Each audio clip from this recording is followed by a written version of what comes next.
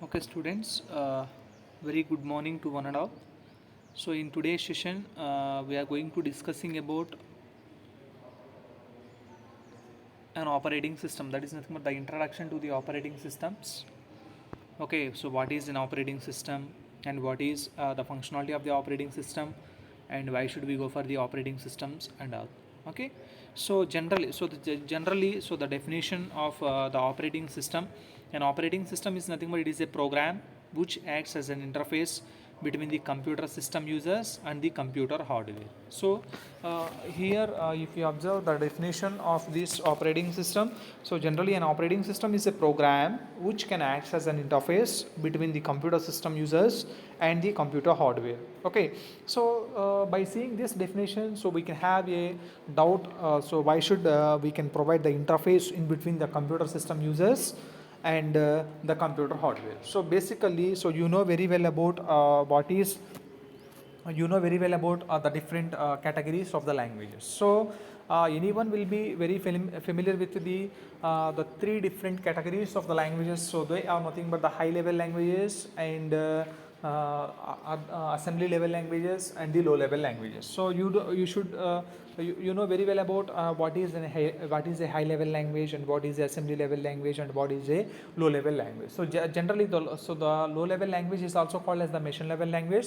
So generally, so within the computer, so the data what we are going to store within the computer will be stored in the form of the binary format, that is the binary ones and the binary zeros. Okay, so the binary ones and the binary zeros in the sense, so first if you want to save the data within your computer hardware, so that data should be stored within your computer in the binary format, that is the binary zeros and the binary ones. Okay, so that data or that language should be only understood by the machines only. Okay, so next when it comes to the another category. Okay, when we comes to the another category of data, when we comes to the another thing, that is nothing but the high level language. Okay, so the high level language are the languages so that are used by the or that are understood by the users only. Okay, that are understood by the users only. So you know very well about the different high level language. They are nothing but the C language and Java and C++ and Python. So all these languages are nothing but the high level languages because those languages can be created by the users and they should be understood by the users only. Okay, so next, so the third category of language, that is nothing but the assembly level language.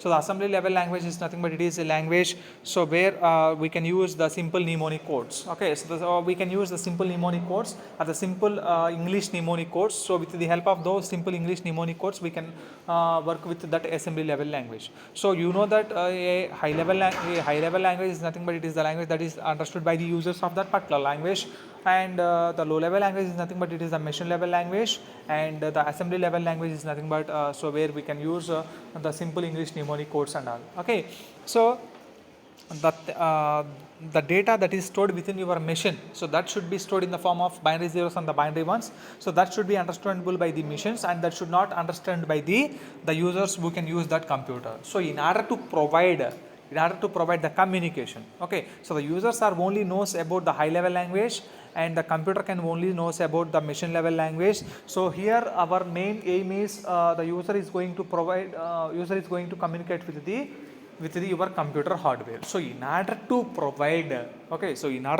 the communication in between your computer user and the computer hardware, so there we need a person. He is nothing but an operating system.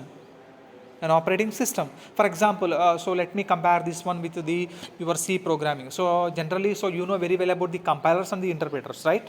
Compilers and the interpreters. So for example, so within the C programming, so first we can store the program, that is for example add.c, a simple program that is used for adding the two numbers, so that is add.c. So add.c in the sense, so within the C programming, so we can create a source code that is add.c, and that source code is going to be converted into its corresponding object code with the help of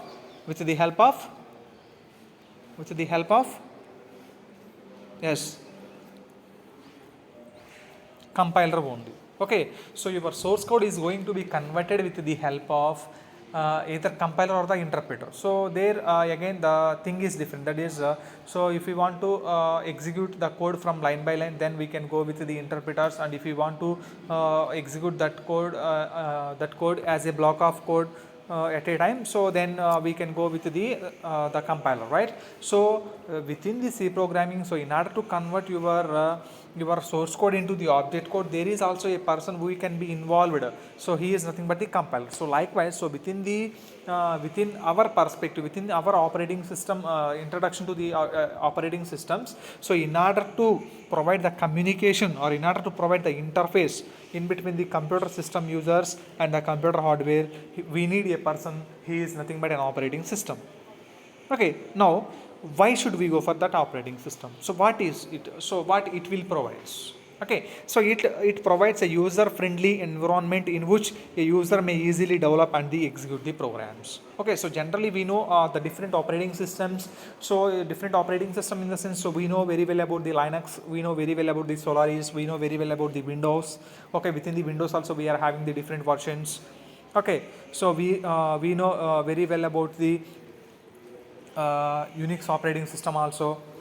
Okay, so here likewise we are having the different kinds of operating systems. Okay, so based upon the convenience of the users, and the based upon the usage, and the based upon the functionality of that particular operating system, the user can grasp any one of those operating systems and he can work with that operating system only. Okay, so generally it can provide a user friendly environment in which a user may easily develop and execute the programs.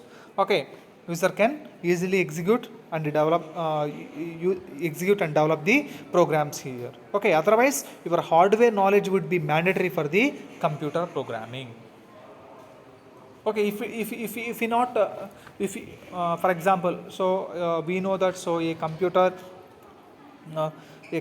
system, okay, and the computer system user, it means the within the in between the computer hardware and the user, so there is a person, he is nothing but the operating system.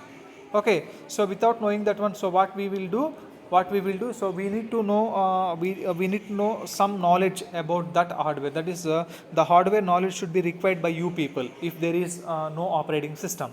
Okay, so that is why what we have to give here, so otherwise hardware knowledge would be mandatory for the computer programming. So it can be said that an operating system hides the complexity of the hardware from uninterested users.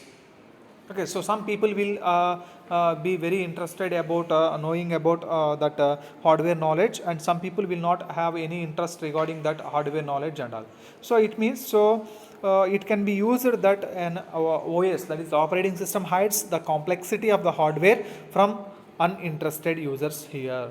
Okay, so next, in general, so a computer system has some resources which may be utilized to solve a problem. They are the memory and the processor, and the input and output, that is IO, and the file system, and up to and so on, etc.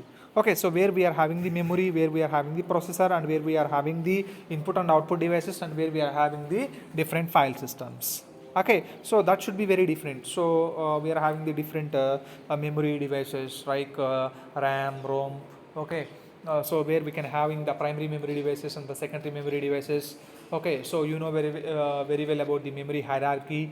Okay, and coming to the processors, so we are having the different kinds of processors. So someone will take i5, someone will take i7. So likewise, so here we are having the different processors. So if you want to purchase a particular system, so the basic thing, or the basic configuration that we need to think about is obviously, that is about the configuration of your processor and all. Okay, so then the input output devices. Okay, the input output devices that are used in order to interact with your computer system. Okay, and then the file system. So FAT and NTFS and HDFS, that is the Hadoop distributed file system. So likewise, so we are having the different file systems, and they are also very useful for you people. Okay, so coming to the basic computer. So here I am just giving a picture, so that can gives you the more information, that is here we are having the monitor, and the CPU and the keyboard. Okay, and the mouse, that is nothing but, so the mouse will be there. Okay, and modem will be there, okay, and the speakers are also there.